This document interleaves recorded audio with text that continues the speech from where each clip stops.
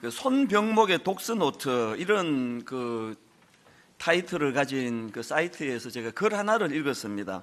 거기 보니까 그 장자 외편에 나오는 글을 이제 소개했던 것인데요. 하루는 장자가 이제 조릉이라고 하는 큰 저택을 이제 지나가는데 그 큰 까치 한 마리가 이제 자기 이마를 스치고 지나가더니 그 밤나무 가지 위에 이제 앉는 겁니다. 그래서 이제 이 장자가 그 새에 정신이 팔려가지고 이제 들어가서는 안 되는 그 저택으로 이제 들어가서 그리고는 이제 그 사냥용 석궁으로 이제 이 까치를 겨누고 있는데 문득 무슨 생각이 드는가 하니까 이 까치가 얼마나 예민한 그 새입니까? 이 부시럭거리면 도망가야 되는데 자기가 가까이 다가가는데도 이 까치가 도망을 안 가는 거예요. 그래서 이게 어떻게 된 건가 보니까 지금 그 까치는 왜 그 상황을 인식하지 못하는가 하니까 먹잇감인 사마귀를 막 뚫어지게 쳐다보고 있는 거예요. 이게 사마귀에게 집중하다가 보니까 그 뒤에서 부시럭거리는 소리가 안 들린 것 같습니다. 그래서 이 장자가 흥미롭게 그 상황을 보니까요, 그 사마귀는 또 뒤에서 지금 까치가 자기를 노리는데 왜 그거를 인식하지 못하나 보니까 사마귀는 자기가 좋아하는 먹이인 매미를 지금 노리고 있더라는 거예요. 매미를 집중해서 보고 있으니까 이게 잘 안 보이는 거 아니겠습니까? 그 매미는 그 더운 날씨에 시원한 그늘에서 그렇게 이제 그늘을 즐기고 있는 거기에 빠져 있다 보니까 지금 사마귀가 자기를 노리고 있는 걸 전혀 인식하지 못하더라는 겁니다. 그래서 이제 장자가 그런 모습들을, 연쇄적인 그 모습들을 보면서 장자가 마음에 든 생각이 참 어리석은 미물들이다, 이런 생각을 하고 있는데 뒤에서 누가 화난 목소리로 소리를 지르는 겁니다. 이 봐요, 거기 누구요?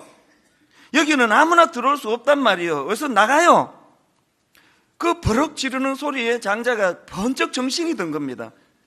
왜냐하니까 지금 자기는 그 미물들의 어리석음을 비웃고 있었는데 정작 장자 자신도 그 까치의 정신이 팔려가지고 들어가서는 안 될 곳을 침범해 있는 사실을 인식하지 못하고 있었던 게 그 미물하고 똑같은 상황이라는 걸 자각을 하게 된 겁니다.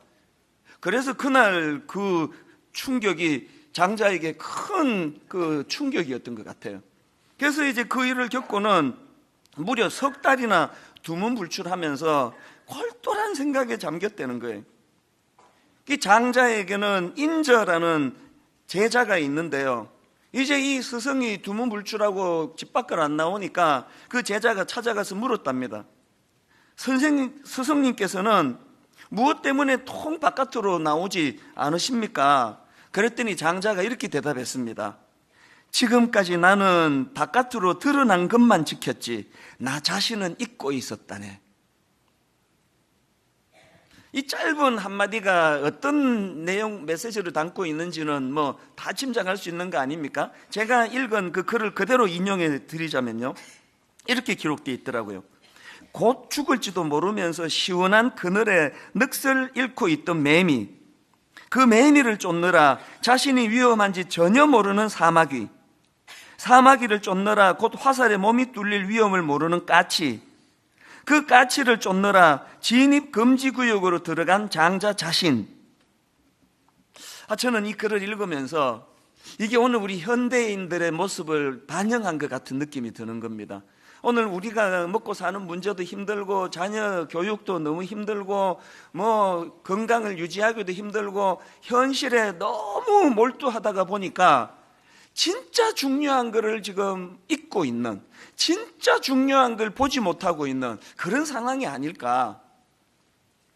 여러분은 어떻습니까? 자, 그럼 이런 질문이 가능하겠죠?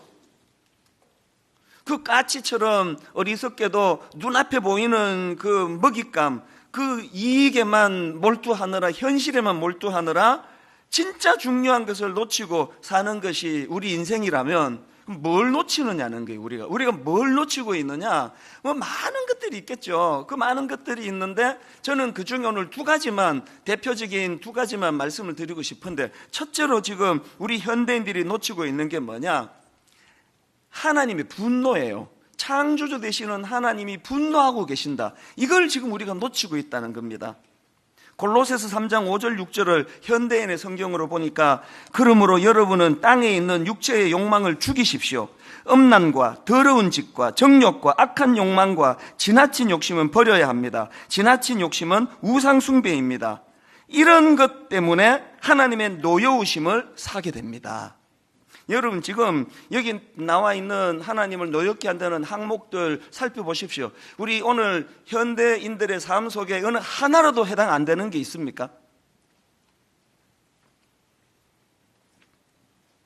너무 그냥 현실의 눈앞에 어떤 내가 추구하는 거기에 몰두한 나머지 넓은 눈으로 세상을 보지 못하니까 지금 하나님이 진노하고 계시다는 걸 우리 간과하고 있다는 거예요.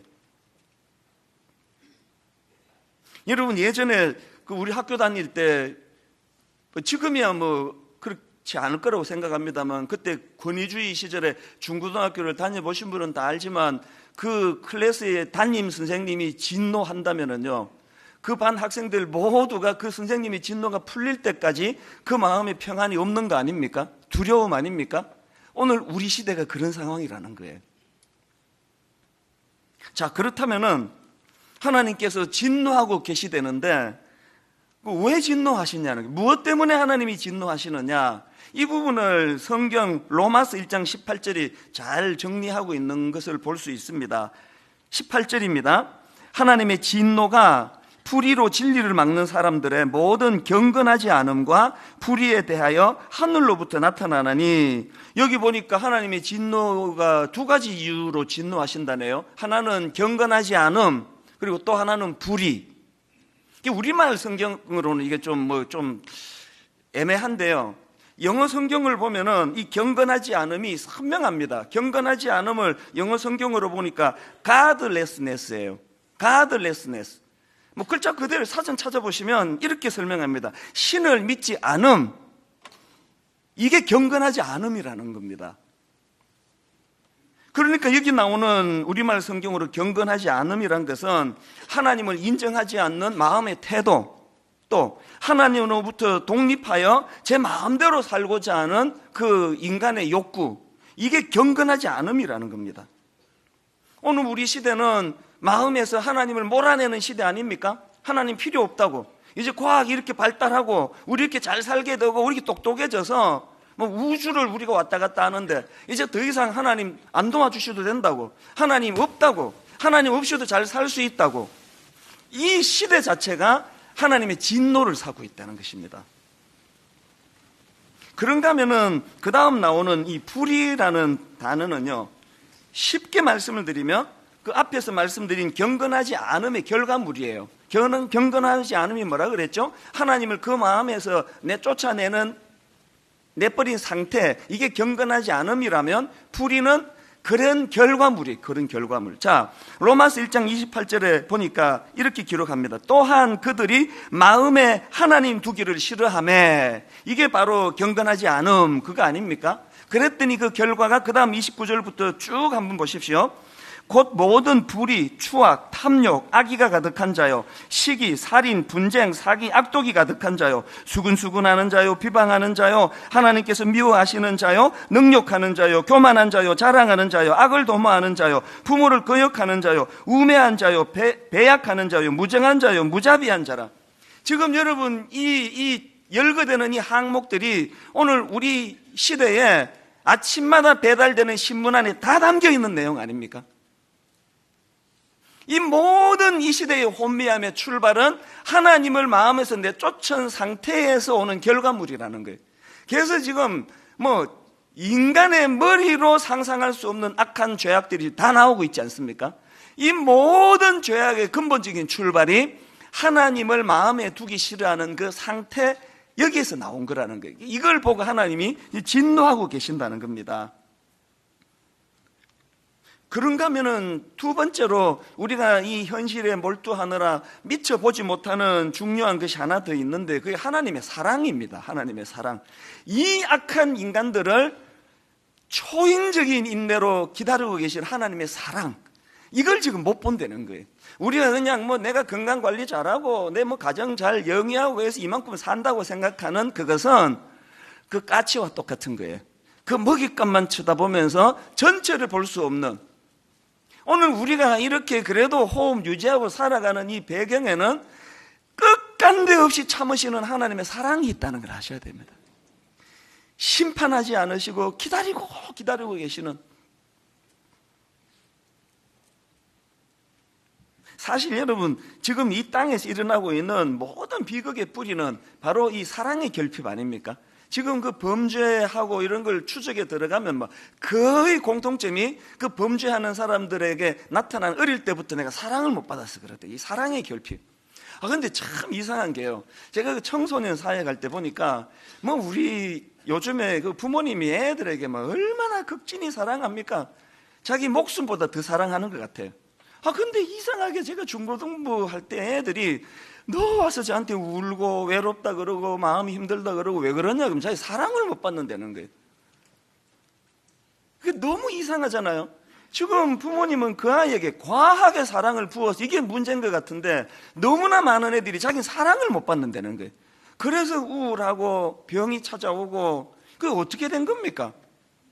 그 왜 그러냐 하면은요, 이 근원적인 사랑의 오리지널, 하나님의 사랑의 공급이 끊어지다가 보니까 인간이 하는 이 사랑들은 그런 오류가 많은 거예요. 사랑한다고 한 게 상대를 오히려 불편하게 만들고, 오히려 그것이 상대방으로 하여금 그런 그 사랑을 전혀 느끼지 못하게 만드는 이런 인생들을 향해 가지고 예수님께서는 요한복음 3장 16절에서 유명한 말씀을 하시지 않습니까? 하나님이 세상을 이처럼 사랑하사 독생자를 주셨으니 이는 그를 믿는 자마다 멸망하지 않고 영생을 얻게 하려 하심이라. 하나님이 세상을 이처럼 사랑하사, 이처럼 사랑하사 하는 거 보니까 이 이처럼을 받쳐주는 무슨 말씀이 있었던 것 같아요. 그래서 우리는 3장 16절밖에 잘 모르지만요, 이처럼을 설명하는 그 앞에 예수님의 말씀이 더 중요한 게 하나 더 있습니다. 14절 15절 모세가 광야에서 뱀을 든 것 같이 인자도, 예수님을 말씀하시죠, 인자도 들려야 하리니 이는 그를 믿는 자마다 영생을 얻게 하리 하심이라. 그리고는 16절에서 하나님이 세상을 이처럼 사랑하사, 여기서 말하는 이처럼 사랑하사는 뭐예요? 예수님께서 당신이 십자가를 지시겠다는 그 말씀을 지금 하시는데 어디다가 지금 빗대 설명하느냐? 모세가 광야에서 뱀을 든 것 같이 인자도 들려야 하리니, 십자가로 이렇게 설명을 하시는 거예요. 여러분, 이 배경은요, 구약의 민수기라는 성경이 있습니다. 그 성경에서 있었던 한 사건을 예수님이 지금 인용하시는 거예요. 민수기에 보면은요, 백성들이 이제 그 광야길을 이제 행진을 하다가, 아까 우리가 썼던 그 표현으로 말하면 하나님을 불신하고 또 경건하지 않음, 하나님을 신뢰하지 못하는 상태에서 하나님을 원망하고 불평하고 하나님이 하신 일에 대하여 그렇게 불평하다가 불뱀에 물립니다. 불뱀에 물려서 절체절명의 위기를 만난 거예요. 그래서 이제 죽어가는 이스라엘 백성들에게 하나님께서 그들을 살려주시는 대안으로 주신 게 뭐냐? 그게 민수기 21장 8절 9절입니다.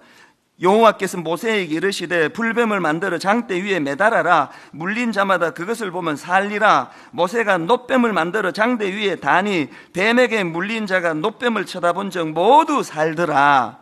지금 예수님이 이 사건을 인용하신 거예요. 자, 그러면 왜 예수님은 모세가 장대에 달린 놋뱀을 당신이 지신 십자가에다가 이걸 비유를 드느냐, 비교를 하느냐? 그건요, 장대에 달린 그 놋뱀이 가진 세 가지 속성 때문에 그렇습니다. 첫 번째로 이 죽어가는 백성들에게 장대에 달린 놋뱀을 쳐다보면 살겠다고 말씀하시는 하나님의 말씀 속에는요, 잃어버린 하나님에 대한 믿음과 신뢰를 회복해야 니들이 살 수 있다, 이 메시지가 담겨 있는 겁니다. 아시겠지만 저 놋뱀 자체가 약효가 있는 거 아닙니다. 그리고 또 죽어가는, 지금 뱀에 독이 올라가지고 죽어가는 이스라엘 백성들 입장에서는요, 말도 안 되는 이야기예요. 아니 어디 뭐 약초를 달여서 먹으라든지 이게 합리적으로 이해가 되는 요구를 해야지. 그 뚱딴지 같이 그 장대에 달린 그 놋뱀 모양한 그 뱀 쳐다본다고 그 낫는다는 건 이게 말이 안 되는 요구 아닙니까? 하나님은 왜 이런 얼토당토하는 요구를 하는지 아십니까? 제가 담임 목사가 돼 보니까요, 이 마음을 조금 알겠습니다.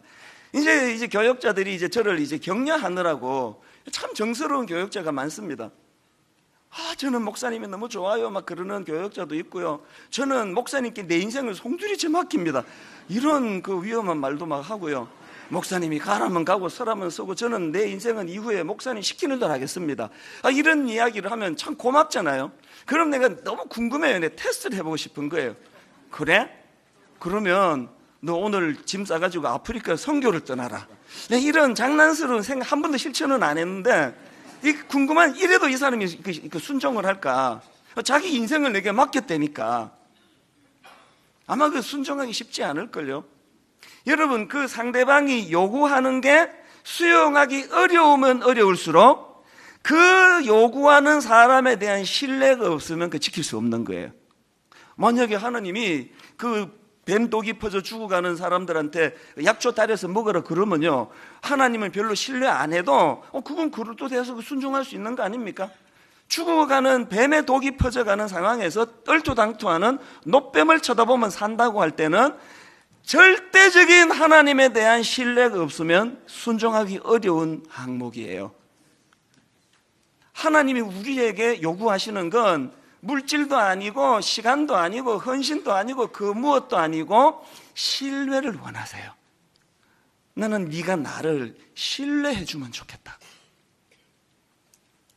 그런가 하면은 두 번째로 하나님은 이 장대에 매달린 놋뱀을 쳐다보라 요구하시는데, 사실은요 이건 죽어가는 이스라엘 백성들을 향한 하나님의 사랑이에요. 이 배려예요. 한번 생각을 해보십시오. 만약에 하나님이 그날 그러면 어디 가서 100년 된 삼삼을 캐가지고 달여 먹어라, 그러면 그 죽으라는 소리 아닙니까? 뱀독이 퍼져가지고 지금 몸이 마비되는 사람한테 산삼 캐서 달여 먹으라는 거는 그거는 너 죽으라는 소리밖에 안 됩니다. 몸이 마비되어 가는 그들이 유일하게 할 수 있는 거, 하나님에 대한 신뢰만 있으면 그 명령을 듣고 고개 드는 일은 할 수 있는 거예요. 유일하게 이스라엘 백성들이 할 수 있는 그걸 요구하시는 거. 그래서 우리 기독교는요 뭘 요구하는 종교가 아니에요. 여러분 초청해놓고 그냥 우리 주일학교 때 그런 노래 많이 불렀습니다. 해가지고 교회 갔더니 눈 감아라 해놓고 훔쳐가더라 그런 류의 그 노래 막 부르면서 그 지금 제가 그대로 잘 인용을 못 하겠는데, 하나님은 그래 하는 분이 아니에요. 우리에게 하나님이 요구하시는 거는 신뢰해다오예요. 신뢰해다오. 그 집단한 탕자를 향한 아버지의 마음은 딱 하나 아닙니까? 이 아버지를 다시 신뢰하고 집으로 돌아와다오. 그거 하나밖에 없습니다. 이 신앙이 그래서 힘든 거예요. 아무것도 요구하는 게 없습니다. 그냥 쳐다만 보라는 거예요.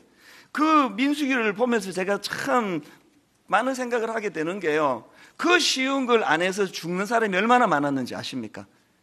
하나님을 불신하는 마음으로 그렇게 죽어가는 거예요. 저는 오늘 여기 초대되어 오신 여러분들에게 하나님이 십자가를 제시하신다는 것, 그것은요 우리의 어떤 노력, 우리의 어떤 행위, 우리의 어떤 공로로 하나님의 진노를 없이 하고 그래서 구원받는 길이 아니라는 것, 전적인 하나님 은혜로, 그것을 믿는 믿음으로. 그런가 하면 세 번째로 예수님은 왜 당신이 지신 십자가를 이 놋뱀 사건에 빗대어서 설명하시는가? 그것은요 예수님이 지실 십자가하고 구약에 나오는 그 놋뱀 사건하고의 공통점 하나 때문이에요. 어떤 공통점이냐? 이 둘은요 둘 다 이론이나 논리로서가 아니라 직접 체험해야 알 수 있는 속성을 가진 거예요. 독 퍼져 나가면서 누워가지고 그 놋뱀의 성분 분석하고 계산하고 이거 이래갖고는 살 수 있는, 그냥 보면 되는 거예요. 보면. 이런 맥락에서 여러분 오늘 본문 고린도전서 1장 17절은 참 많은 메시지를 여기에 함축하고 있거든요. 자, 오늘 본문 1장 17절을 한번 보십시오. 그리스도께서 나를 보내심은 세례를 베풀게 하리 하심이 아니요 오직 복음을 전하게 하리 하심이로되. 그 다음 보십시오. 말의 지혜로 하지 아니함은 그리스도의 십자가가 헛되지 않게 하려면, 지금 여기에 복음을 전하게 하려 한다 그러면서 말의 지혜로 하지 않는다는 걸 왜 여기다 뒀느냐, 이 원어를 보면 금방 이해가 됩니다. 여기 나오는 복음을 전하게 하려 하심이라 할 때 전하다라는 건 원어로 케류소라는 단어인데요, 이 케류소라는 단어는 두 가지 의미를 갖고 있습니다. 첫째로는 하나님께 받은 것을 전한다는 뜻이에요. 하나님께 받은 것을 전한다, 케류소. 그 다음 두 번째 어떤 뜻이 있느냐, 내 삶에서 체험된 그것을 토대로 가르치다. 이게 케류소예요. 왜 말의 지혜로 하지 않는다는 걸 여기다가 넣어놨을까요? 복음을 전가한다는 것은 그런 논리와 이론으로 하는 게 아니라 하나님께 내가 받은 것, 내 삶 속에서 말도 안 되는 노뱀을 쳐다보니까 살아나는, 머리로는 이해가 되지 않는데 실제로 그런 일들을 경험한 그 사람이 할 수 있는 게 복음 증거라는 거예요. 오늘 제가 23살 때 미국 이민을 갔다가 바로 7년 만에 가족은 다 아직도 미국에 있는데 저 혼자 여기 나와가지고 30몇 년을 지금 혼자 이렇게 직계 가족은 다 미국 계시거든요. 그래서 제가 이 자리에서 지금 제가 왜 이런 삶을 살게 됐습니까? 왜 그런가 하면 케류소예요, 케류소. 20대 초반에 미국에 갔을 때 그때 철이 없어가지고 영어 준비도 하나도 안 해가고 뭐 대학 들어갈 실력도 없고 돈도 없고 막노동하고 이러면서 너무너무 인생의 벼랑에 몰렸을 때 못자국 난 예수 그리스도 십자가 지신 주님이 어떤 은혜로 어떤 신비로 저를 살려주셔서 제가 이렇게 오늘도 이 자리에 설 수 있게 되는 은혜의 감격 때문에 그래요. 이 감격이 제가 경험되어지니까 논리로는 설명이 안 돼요. 20대 초반에 제가 겪었던, 그리고 그 누구도 그 당시 저의 그 초라한 삶 속에서는 이렇게 사람 굿이라고 살 거라고는 저 자신도 예측할 수 없던 이 신비로운 하나님의 은혜를 제가 경험했기 때문에 이 경험을 케류소, 이걸 전하는 거예요, 이걸. 이런 맥락에서 저는 지금 한국교회가 참 슬픕니다. 이 17절에서 이 케류소라는 단어를 가지고 복음을 전하게 하려 하심이라. 그리고 바로 그 다음 18절에 보니까 십자가의 도가 멸망하는 자들에게는 미련한 것이요 구원을 받는 우리에게는 하나님의 능력이라. 우리 번역으로 십자가의 도라고 번역했는데 정확하게 번역하면은요, 여기 나오는 십자가의 도 할 때 도는 헬라어로 로고스예요, 로고스. 그러니까 이 로고스라는 단어는 진리, 말씀, 이치, 이런 뜻 아닙니까? 그러니까 그대로 더 원어에 가깝게 이 본문을 번역하려면 이렇게 해야 돼요. 십자가의 도라기보다는 십자가가 전해주는 메시지예요. 십자가가 전해주는 메시지. 십자가가 전해주는 메시지가 뭐라고요? 멸망하는 자들에게는 미련한 것이요 구원을 받는 우리에게는 하나님의 능력이라. 십자가의 메시지가 이걸 전해준다는 거예요. 왜 안 믿는 사람에게는 십자가가 미련한 걸까요? 아까 케류소 말씀을 드렸잖아요. 이걸 삶 속에서 경험하지 않은 사람은 이 미련, 말로 다 할 수는 미련한 이야기죠. 무슨 그 십자가가 내 영혼을 구원한다는 거냐고. 아, 이거 무슨 그 노뱀을 쳐다본다고 내가 사느냐고. 이게 미련한 거지, 이게. 그런데 여러분이 십자가가 전해주는 메시지가 뭐예요? 구원을 받는 우리에게는 내 삶 속에서 실제적으로 십자가 지신 예수 그리스도를 통하여 내가 죽어갈 때, 내가 절망할 때, 내가 낙심할 때 어떤 은혜로 이 십자가가 내게 능력을 가져다 주었는가를 내가 맛본 사람에게는 십자가는 미련한 게 아니고 십자가야말로 진짜 능력이라는 거, 이걸 확신한다는 그 얘기거든요. 제가 한국교회가 참 슬픈 게 뭐냐면은, 제가 언젠가 글에서 한국교회의 문제점을 촌철살인에 한 줄로 설명한 걸 내가 잊을 수가 없는데요. 한국교회의 문제가 뭐냐 하니까, 한국교회는 성대한 축제 뒤에 예수를 잃어버린 요셉과 마리아처럼 지금 뭔가를 잃고 있다. 이게 지금 누가복음 2장을 배경으로 한 글인데요. 예수님의 육신의 부모 역할을 맡았던 요셉과 마리아가 이제 6월절에 예루살렘으로 갔다가 거기서 어린 예수님을 잃어버립니다. 이걸 지금 빗대는 거예요. 그래서 한국교회는 성대한 축제 뒤에 예수를 잃어버린 요셉과 마리아처럼 지금 뭔가를 잃고 있다. 그 뭔가가 뭐예요? 십자가 지신 예수를 잃어버렸다는 거 아닙니까? 그러면 성대한 축제도 있고 유월절도 있고 예루살렘도 있고 다 있는데 예수를 잃어버렸다는 거. 이게 상징적으로 빗대는 이야기예요. 여러분 아까 우리 그 찬양하는 분들 저 흰 옷 입고 그 찬양하는 거 들어보셨잖아요. 저런 찬양을 어디서 이렇게 매주마다 듣겠습니다. 우리 매주 듣습니다. 여기 지금 뭐 막 이렇게 바이올린 막 또 악기를 잘 모르겠지만 저 막 큰 거 작은 거 연주하는 분들을 보면 그 대단한 분들 아닙니까? 저기 지금 방송실에서 저 반주하는 분들요, 저분들이 그 보통 반주자들이 아니에요. 내가 머릿속으로 만약에 이 복음이 이 땅에 안 돌았다면 저 반주하는 저분들이 지금 저 나이트 클럽에서 연주하고 있을 것 같은 그런 느낌이 드는데요. 나이트 클럽에서 연주할 정도의 실력을 뛰어넘는 분들이에요. 지금 막 예배가 막 반주부터 시작해서 막 얼마나 놀랍습니까? 주차 봉사하는 분들을 여러분들이 그 처음 오신 분들이 뭘 몰라가지고 그 직원인 줄 알고 막 키도 맡기고요. 그 차 좀 빼라고 막 그러는 사람도 있고 그러는데요. 저분들이 다 엿새 동안 힘에 겹도록 자기 삶터에서 수고한 분들이에요. 그렇게 하고 지금 저 봉사하고 있거든요. 그래서 지금 막 놀라운 봉사와 섬김을 통해서 이런 일들이 일어나는 게 분당 우리 교회인데, 분당 우리 교회가 막 대단한 성가대도 있고 기악팀도 있고 막 세션, 안내 다 갖추었는데 예수님이 안 계세요. 예수님을 잃어버린, 그러면서 성대한 행사를 치르고 있는 요셉과 마리아처럼 한국교회는 중요한 무엇을 잃고 있다. 이게 내가 너무 마음이 아픈 겁니다. 그래서 한국교회가 살아나기 위해서는 어떻게 해야 됩니까? 한국교회가 복음이 강물처럼 넘치게 잘 전하기 위해서는 어떻게 해야 됩니까? 잃어버린 십자가를 회복하는 거예요. 십자가가 살아나는 거예요. 날 구원해 주신 십자가, 이론으로 논리로서가 아니라 내 삶 속에서 체득되어야만 내가 누릴 수 있는 그 십자가. 목사들의 끊임없는 변질 소식도 십자가가 없어서 그런 거 아닙니까? 교회의 인무기력한 모습도 십자가가 없어서 그런 거 아닙니까? 그래서 여러분, 우리가 십자가를 회복해야 된다면 뭘 의미하느냐? 저 두 가지라고 생각합니다. 십자가를 회복하는 게 뭐냐? 십자가의 정신을 마음에 담는 거예요. 교회를 아무리 오래 다니는 게 중요한 게 아니라 내게는 이 십자가 정신이 무장이 되어 있는가? 고린도전서 2장 2절에서 바울이 이렇게 고백합니다. 내가 너희 중에서 예수 그리스도와 그가 십자가에 못 박히신 그 외에는 아무것도 알지 아니하기로 작정하였습니다.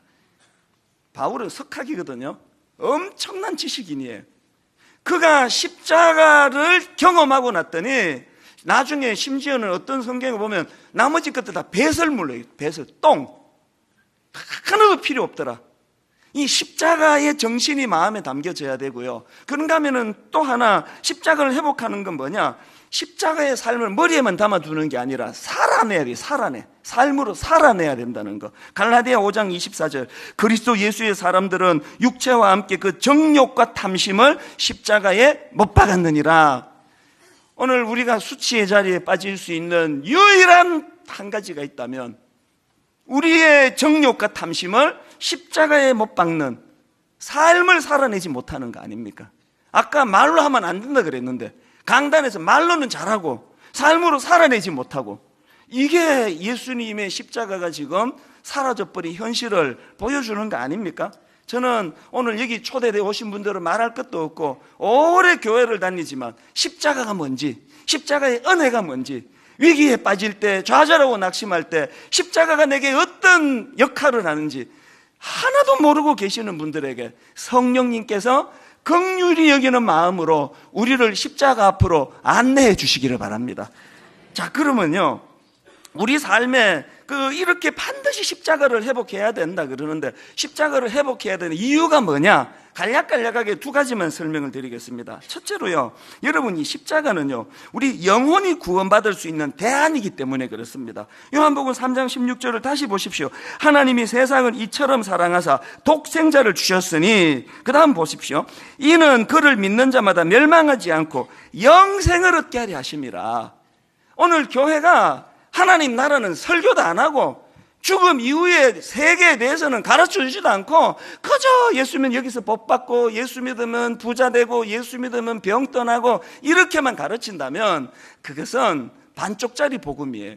진짜 우리가 십자가를 통해 알아야 되는 건 하나님께서 우리에게 주신 영원한 생명이 있다는 걸, 이걸 우리가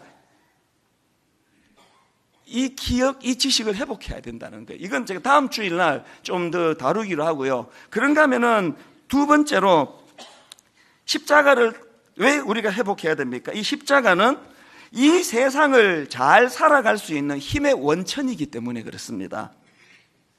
하나님께서는요, 이 십자가가 자기 내면 안에 잘 회복이 된 사람에게는 이 세상을 살아갈 힘을 주신다는 거예요.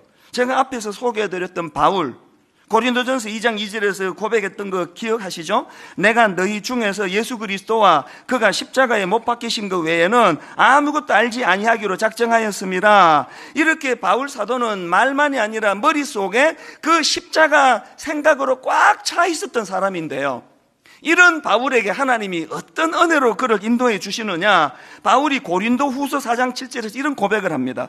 우리가 이 보배를 질그릇에 가졌으니 이는 심히 큰 능력은 하나님께 있고 우리에게 있지 아니함을 알게 하려 함이라. 여러분, 여기 나오는 이 보배를 질그릇에 가졌으니는 무슨 뜻인지 아시죠? 질그릇 같은 인생, 약하디 약한 깨지기 쉬운 나 같은 인생 안에 십자가 지신 예수 그리스도 보배가 자기 안에 들어와서 자기 삶이 어떻게 변했느냐? 심히 큰 능력은 하나님께 있고 우리에게 있지 아니함을 알게 하려 함이라. 자기가 갖고 있는 그 무엇으로 살아가는 인생이 아니라 내 안에 계시는 십자가 지신 예수님이 인도해 주시는 삶을 살게 됐다, 그 말이거든요. 그렇게 살게 되니까 어떤 실제적인 삶 속에서 변화가 일어나느냐? 그 다음 8절부터 한번 잘 보십시오. 우리가 사방으로 우겨쌈을 당하여도 쌓이지 아니하며 답답한 일을 당하여도 낙심하지 아니하며 박해를 받아도 버림받지 아니하며 거꾸로 뜨림을 당하여도 망하지 아니하고 우리가 항상 예수의 죽음을, 십자가 아닙니까? 몸에 짊어지면 예수의 생명이 또한 우리 몸에 나타나게 하려 함이라. 신앙이 뭐라고요? 믿음은 논리가 아니에요. 믿음은 이론이 아니에요. 어느 날 제가 20대 때 경험했던 것처럼 사방으로 우겨쌈을 당하는 절망적인 상황이 찾아왔을 때 내 가진 힘으로는 피할 수 없고 빠질 수 없는데 이상하게 사방으로 우겨쌈을 당하여도 쌓이지 않는 거예요. 답답한 일을 당해서 가슴이 터질 것 같은데 자고 나면 또 괜찮은 거예요. 낙심하지 아니하노니. 지난주에 저한테 아끼는 후배 목사님이 이제 놀러를 왔습니다. 저의 이 예화의 빈곤함을 아시는 하나님께서 그 종을 통하여 예화를 제공해 주시사, 제가 이분이 다녀간 게 왜 의미가 됐냐 하면은요, 이분이 오래전에 저를 찾아와가지고 마음에 너무너무 사방으로 우겨쌈을 당하는 상황을 저한테 토로하고 갔거든요. 그때 정말 힘들었습니다. 셋째 아이를 임신하고 셋째 아이를 낳은 직후인데요, 애 셋이 주렁주렁 있는데 아내가, 그 사모님이 무슨 병이 있어가지고 병원에 가도 병명도 모르겠고 안 가르쳐주고 한약을 지금 지어 먹어도 차도가 없고 이것 때문에 너무너무 힘든 생활을 한다는 거예요. 게다가 자기가 맡고 있는 교회의 일은 지금 막 얼마나 이렇게 복잡하고 저렇게 힘들고 그래가지고 막 사방으로 우겨쌈을 당하는 그 상황에서 자기의 마음을 그렇게 토로를 했는데, 정말 제 마음으로 막 내 조그만 형편이 되면은 그 가사 도우미를 내가 하나 구해서 그 집에 보내주고 싶은 심정이에요. 그럴 정도로 어려운 과정을 저한테 토로하고 갔는데, 그렇게 하고 지난주 목요일날 다시 저를 찾아온 거예요. 그래서 그 이후에 일들이 궁금했는데 이분이 드라마틱한 하나님의 은혜로 아내의 그 약한 병, 이걸 어떻게 지금 치료하고 계시고 이런 사정은 이렇게 풀리고 저렇게 풀리고 쭉 간증하고요, 자기의 그 상황을 시편 9절 하나로 딱 이렇게 설명하는데 감탄을 했습니다. 시편 4편 7편으로 자기 상황을 이렇게 표현하더라고요. 주께서 내 마음에 두신 기쁨은 그들의 곡식과 새 포도주가 풍성할 때보다 더하니이다. 이 기가 막힌 표현 아닙니까? 여전히 어려운 일, 여전히 힘든 일, 여전히 자기가 이거 뚫고 가야 할 일들이 많지만, 그런데 하나님 주신 기쁨이 뭐냐? 일 너무너무 잘 풀려가지고 곡식과 새 포도주가 풍성한 그때보다 지금이 더 기쁘다는 거예요. 그래서 이분이 가시고 난 다음에 뭘 발견했느냐? 시편 4편 바로 그 앞에 3절에 이런 말씀이 있더라고요. 여호와께서 자기를 위하여 경건한 자를 택하신 줄 너희가 알지어다. 그 다음 보세요. 내가 그를 부를 때에 여호와께서 들으시리로다. 이 젊은 목사님이 어려울 때, 힘들 때, 병원의 의사도 도와주지 못하고 병명도 모르는 그런 상황에서 십자가 지신 예수 그리스도를 의지하여 하나님께 부르짖었더니 여호와께서 들으셨다는 거예요. 왜 우리가 십자가를 회복해야 된다고요? 십자가가 회복된 사람에게는 하나님의 진노의 자리에 하나님의 도우심이 임하게 되는 줄 믿습니다. 그래서 제가 그 목사님이 다녀가고 마음에 잠잠한 감동이 오는데요, 더 큰 감동 하나를 또 하나님이 저에게 깨닫게 해주셨는데, 우리는 지지난 주일날 이 자리에서 특별 새벽 부흥회라는 게 했습니다. 그냥 난리가 났습니다. 새벽 4시 40분에 시작하는 예배에 그냥 새벽 2시부터 몰려오기 시작하는데요, 제가 무슨 감동적인 이야기를 들었느냐? 이제 이분은 예수 믿은 지 2년밖에 안 됩니다. 전혀 신앙을 모르던 분이었는데 미국에 이제 자녀가 유학을 가 있어가지고요, 그 자녀 보러 갔다가 어떤 분이 분당 우리 교회 설교 CD를 전해줬대요. 전혀 예수를 모르는 이분이 얼굴을 맞대고 설득해도 설득당하기 어려운데 그 CD 몇 개를 듣고는 예수님을 만난 거예요. 그래가지고 이제 이분이 지금 교회를 다닌 지가 딱 2년밖에 안 돼요. 저희 교회 나온 게 전부예요, 신앙생활. 그런데 그 특별 새벽 부흥회에 이번에 내가 개근해야 되겠다, 그렇게 결심하고 이분이 개근을 했는데 감동이 뭐냐? 이분이 어디 사시는가 하니까요, 여러분 경기도 송추라고 아십니까? 의정부 너머에 있는 경기도 송추에서, 놀라주셔서 감사합니다. 송추에서 새벽 2시에 집에서 출발해가지고 여기 와서 새벽 부흥에 참석하고, 그리고 이분이 자영업을 하시는데요, 가게가 어디에 있느냐? 경기도 구리에 구리. 송추에서 새벽 2시에 일어나셔가지고 분당 찍고 구리로 바로 가셔서 하루를 그렇게 보내시기를 일주일 개근을 하셨다는 거예요. 그 내용을 저에게 전해주신 분이 메일로 뭐라고 얘기했냐니까요, 새벽마다 말씀을 깨달아가는 그 기쁨, 하나님의 말씀이 제대로 전해지고 제대로 선포될 때, 이 신비 아닙니까? 예수 믿은 지 2년밖에 안 되는 분이 십자가가 그 마음 안에 회복이 되면 삶 속에서 사방으로 우겨쌈을 당하는 낙심된 일이 있을 때 논리가 아니라 이론이 아니라 사건으로 하나님의 도우심이 내 삶 속에 개입된다는 거, 이게 믿음이라는 것입니다.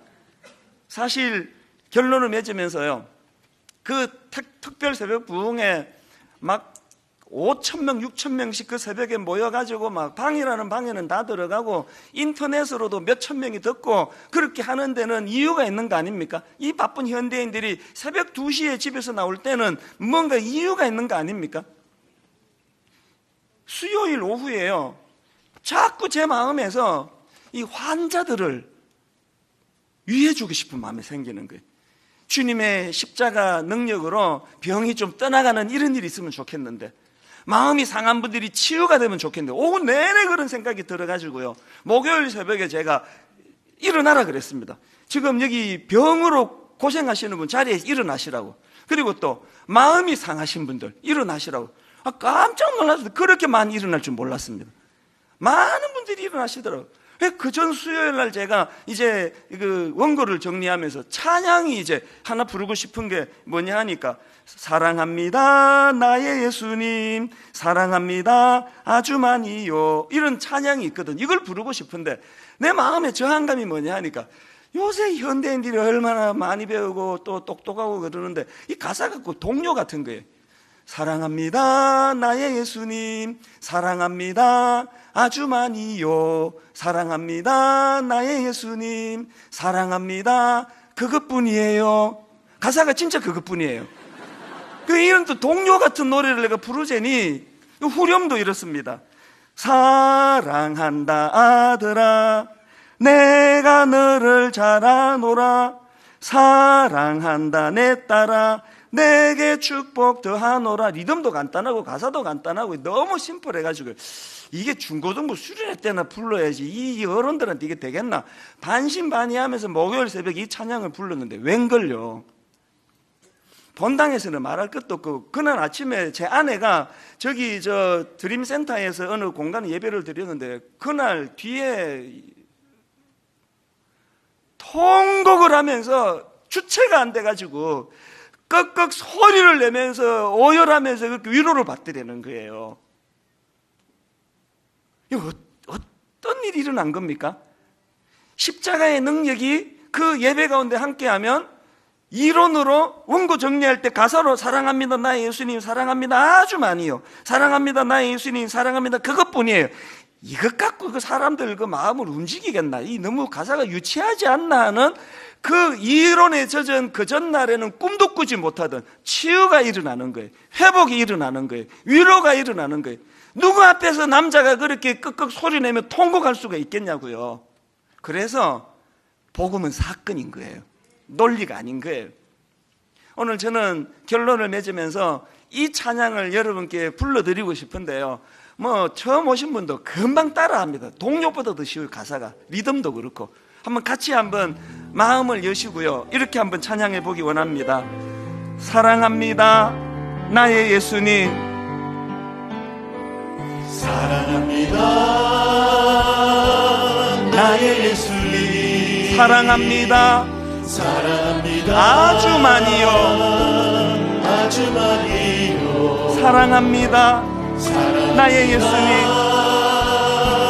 나의 예수님 사랑합니다 사랑합니다 그것뿐이에요.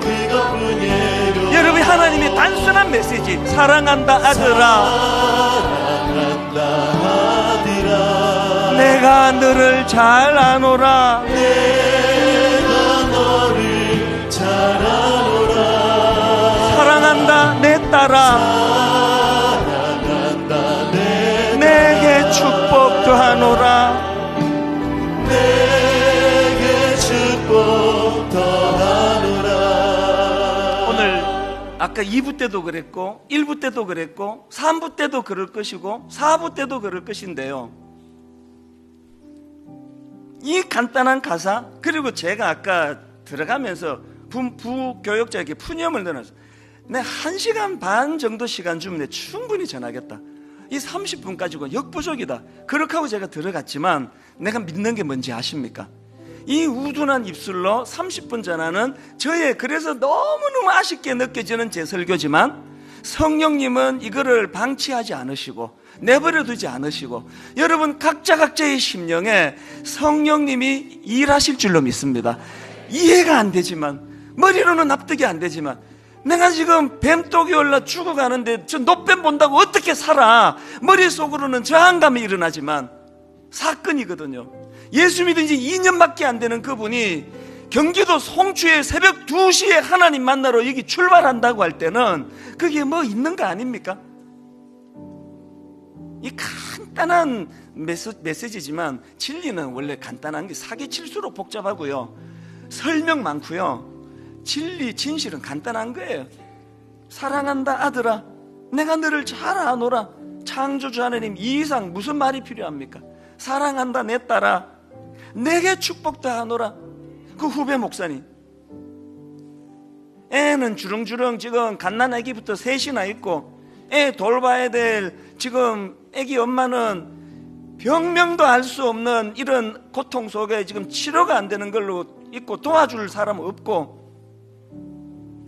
그럴 때 어떤 은혜로 하나님이 그 가정을 도와주셨는가, 이걸 경험하는 게 신앙이거든요. 오늘 여기 초청되어 오신 분들, 우리 후렴부터 다시 한번 찬양할 때 하나님의 이 메시지가, 음성이 여러분 심령에 들려지기를 원합니다. 이렇게 하나님 말씀하십니다. 사랑한다 아들아 내가 너를 잘 아노라. 사랑한다 아니라 내가 너를 잘 아노라. 내가 너를 잘 아노라. 사랑한다 내 딸아. 사랑한다 내 딸아. 내게 축복 더하노라. 내게 축복. 여러분이 하나님의 말씀 앞에 우리 이렇게 반응합니다. 사랑합니다 나의 예수님. 십자가로 우리를 구원해 주신 그 하나님 앞에 사랑합니다 아주 많이요. 아주 많이요. 사랑합니다 나의 예수님. 나의 예수님. 사랑합니다 그것뿐이에요. 우리의 사랑을 받으시는 하나님 사랑한다 아들아. 내가 너를 잘 아노라.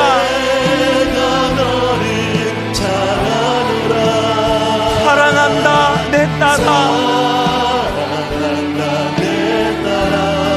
내게 축복 더하노라.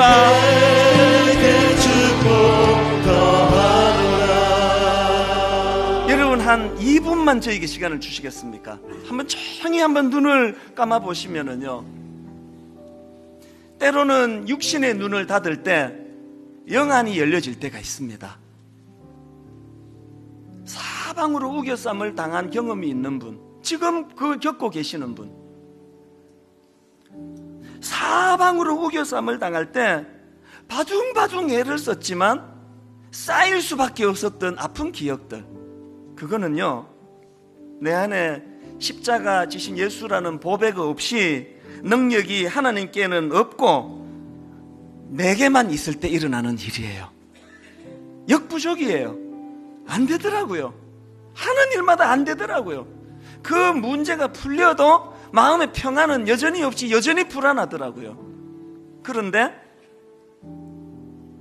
바울이 고백한 것처럼 우리가 이 보배를 질그릇에 같이 깨지기 쉬운 이 연약한 내 안에 십자가 지신 보배 예수 그리스도가 내 안에 영접이 되고 난 이후에 심히 큰 능력이 내게 있는 것이 아니라 하나님에게 있는 것을 알게 된 그때부터 우리가 사방으로 우겨쌈을 당하여도 쌓이지 아니하고 답답한 일을 당하여도 낙심하지 아니하고 거꾸로떨림을 당하여도 망하지 아니하고 박해를 받아도 버림받지 아니하며, 오늘 저는 한 가지 소원밖에 없습니다. 교회는 거래하는 곳 아닙니다. 여러분 이렇게 불러내가지고 뭘 얻어내고자 하는 이거 전혀 아닙니다. 관계 회복이에요. 왜 그렇게 외롭게 사세요? 영적으로 우리 버려진 고아가 아닙니다. 오늘 저는 진심으로 여러분 축복 기도해 드리고 싶은데요, 오늘 여기 초대되어 오신 분 중에 나는 십자가가 뭔지 잘 모릅니다. 예수라는 분이 누군지 난 모릅니다. 그러나 이 짧은 그 설교를 듣고 그런 분이 계시다면 거부하지 않겠습니다. 몸에 독이 번져가는데 노뱀을 쳐다보려 하는 그 간단한 일, 쉬운 일 한번 제가 믿고 순종해 보겠습니다. 마음으로 영접하시는 분이 계시면 조용히 자리에서 일어나십시오. 그리고 오래 교회를 문턱은 밟고 다녔지만 목사님 나는 십자가를 모릅니다. 여전히 나는 사방으로 애워쌈을 당하는 인생입니다. 저도 십자가의 능력을 맛보고 싶습니다. 저를 위해 기도해 주세요 목사님. 그런 분 계시다면 조용히 일어나세요. 아무도 눈 뜨지 않습니다. 하나님하고 여러분 안에 단독자로서, 하나님 어릴 때부터 사랑에 목말랐습니다. 분명히 아버지가 계시고 어머니가 계셨는데 지금도 나는 사랑에 목마릅니다. 창조주 되시는 하나님이 나를 사랑하고 계신다는 걸 저는 오래 잊고 있었습니다. 많은 분들이 일어나고 계시는데요, 더 일어나셔야 돼요. 하나님은 알고 계세요. 너에게는 내가 필요하다. 얘야, 너에게는 내가 필요하다.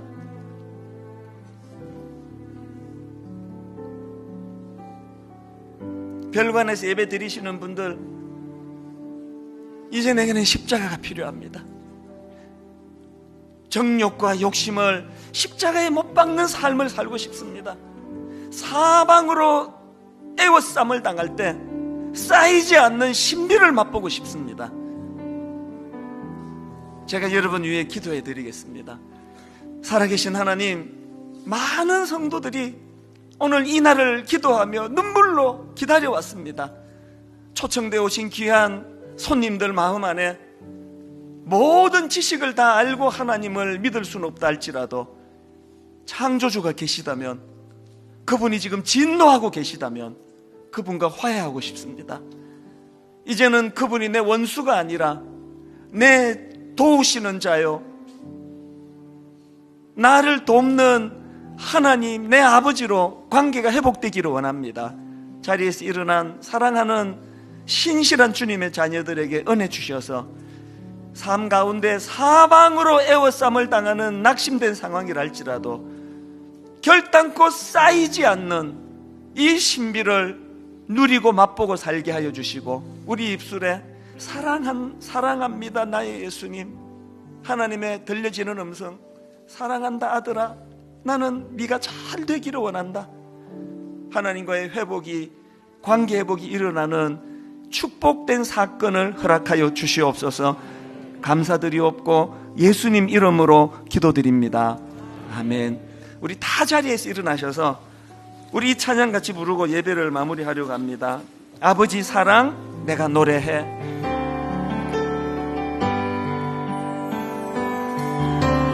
아버지 사랑 내가 노래해. 여러분 은혜를 아십니까? 아버지 은혜 내가 노래해. 그 사랑 변함없으신 거짓 없으신 성실하신 그 사랑. 여러분이 하나님의 사랑을 아십니까? 상한 갈 때 꺾지 않으시는, 꺼져가는 등불 끄지 않는 그 사랑. 변함없으신 거짓 없으신 성실하신 그 사랑. 여러분 사랑을 선포합니다. 사랑, 그 사랑, 날 위해 죽으신, 날 위해 다시 사신 예수 그리스도, 다시 오실 그 사랑. 죽음도 생명도 천사도 하늘의 어떤 권세도 끊을 수 없는 영원한 그 사랑 예수. 우리가 이 보배를 질그릇에 가졌으니 이는 심히 큰 능력은 하나님께 있고 우리에게 있지 아니함을 알게 하려 함이라. 내가 너희 중에서 예수 그리스도와 그가 십자가에 못 박히신 것 외에는 아무것도 알지 아니하기로 작정하였습니다. 이 아름다운 삶을 저희들에게도 허락하여 주시옵소서.